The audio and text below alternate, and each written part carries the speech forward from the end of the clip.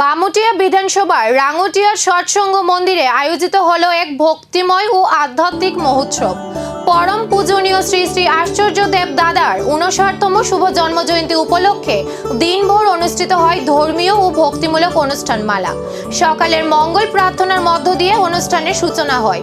এরপর নাম সংকীর্তন, ভক্তিগীতি, মাতৃ সম্মেলন এবং শ্রী শ্রী ঠাকুরের অমৃতবাণী পাঠে মুখরিত হয় মন্দির প্রাঙ্গণ।